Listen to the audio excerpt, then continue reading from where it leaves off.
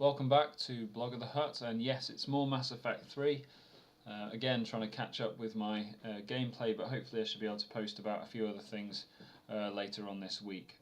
So at the last post, Shepard completed a few missions on Tuchanks, stopping Cerberus and also helping the Primarch Victus's son complete his assignment. So now, after completing all the other missions and getting everything out of the way, Shepard is almost ready to go after the cure of the genophage. But it's important to note, and I only found this after completing the mission the first time, that there are a few assignments, mostly based on the Citadel, that after completing this mission you won't be able to do again, because things change on the Citadel after this mission. So if you're playing through Mass Effect and for some reason you're actually behind my progress, then make sure you've got these missions done. If you look on the Mass Effect wiki and look at priority to Tuchanks, it will give you a list of the assignments you need to complete.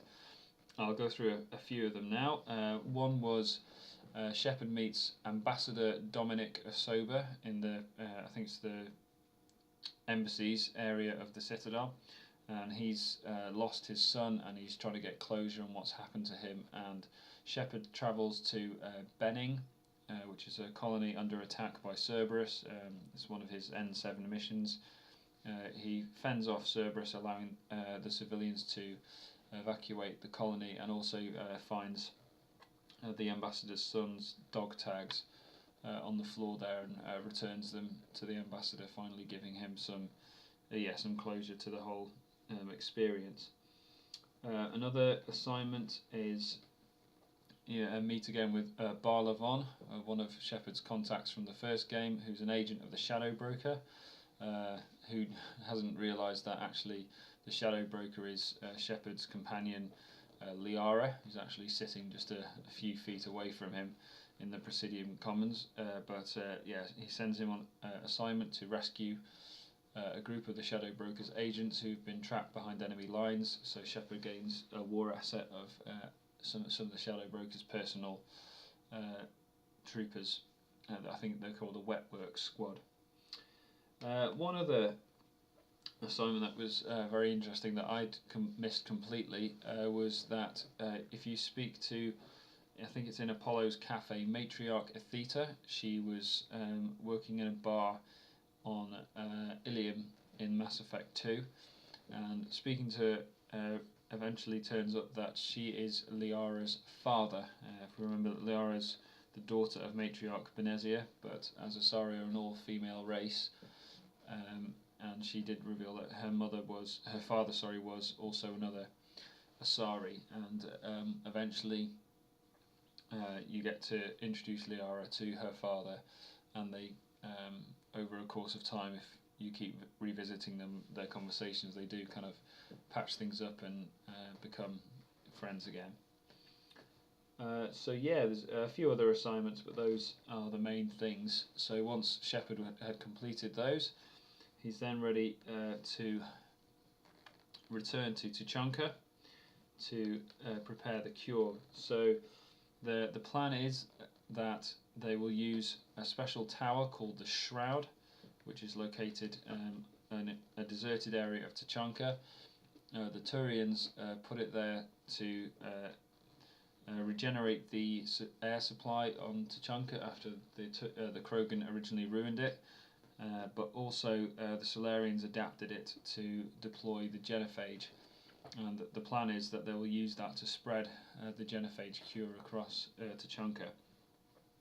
But before they go down, the Dalatras, the Solarian leader, contacts Shepard with a proposition, informing him that the tower was actually sabotaged to prevent any such repairs being made to it, and that Shepard can keep this secret to fool the Krogan into thinking that the genophage has been distributed when actually nothing has in fact happened. So they go down to the surface. The Krogan, first of all, they make a landing point and clear it of husks so that Eve can arrive safely.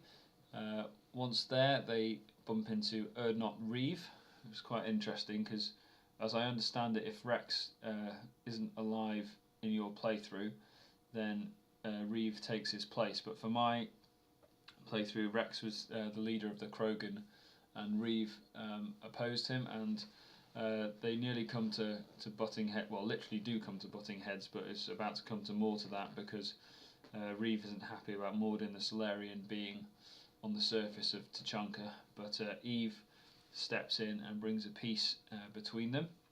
So then the Krogan move out in their Tomka vehicles. They form a convoy while the Turians provide air support and send fighter groups. But it turns out that on the planet in front of the Shroud lies a Reaper. One of the it's called a Reaper Destroyer. So it's smaller than Sovereign, more suited for planetary scale action, but still a powerful being. So as they move in, the Tomkas are delayed due to damage caused by the Reaper to the road, and the Turians are forced to go in alone and try and distract the Reaper. During the battle, Shepard becomes separated from the Tomkas and has to explore underground caverns, showing some of the ancient Krogan cave paintings and drawings, and actually uncovering rumours of Calros, who's reputedly the mother of all the Threshermoors. As they move further on through these caves, there's prolonged earthquakes, and it turns out that Calros isn't so much of a myth and is still alive on the planet. Shepard and his crew emerge above ground into an ancient Krogan city, and they see that life is beginning to come back. There's some greenery and some growth, which encourages them as they carry on with their mission. They eventually fight their way through the ruined city to discover that the plan that Rex and Eve have come up with is to in fact use Calros to engage the Reaper, to buy them time to operate on the Shroud, and eventually their plan succeeds, as you see here.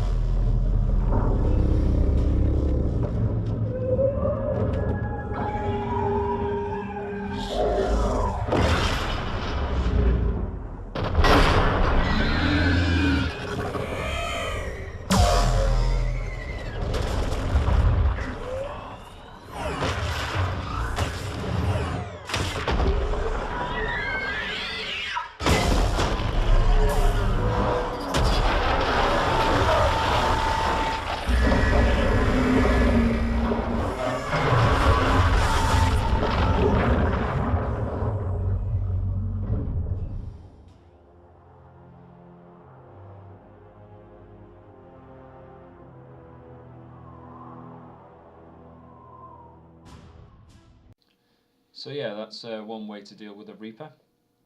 So Calros was able to completely destroy the Reaper, destroyer class Reaper, protecting what's as much her homeworld as the Krogans.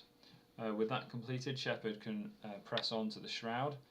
Now, having heard Dalatros Limron's offer, but Shepard being the entirely noble paragon that he is, he of course chose to inform the Krogan of the deception, and so Mordin is aware of the sabotage and able to fix it.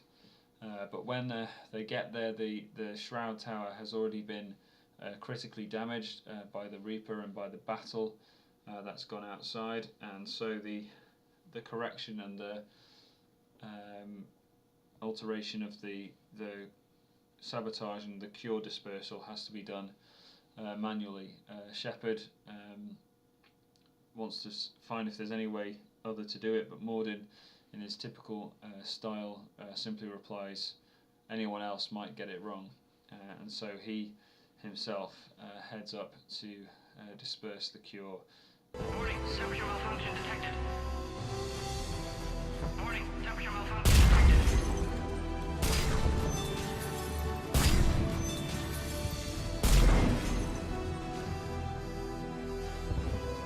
Ah, classic bypass. Standard failsafes. Excellent work. Yes, yes. Temperature now within acceptable range. Dispersal commencing.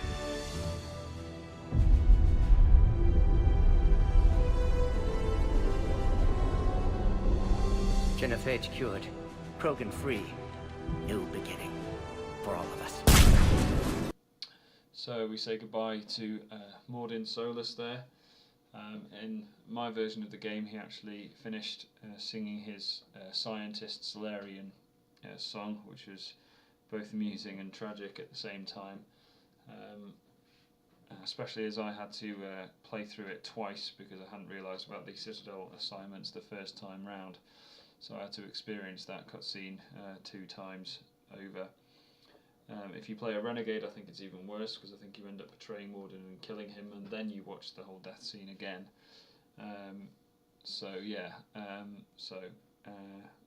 Saying goodbye to one of the most loved Mass Effect characters, I'm sure. Okay, there'll be more from me soon. Thank you for listening.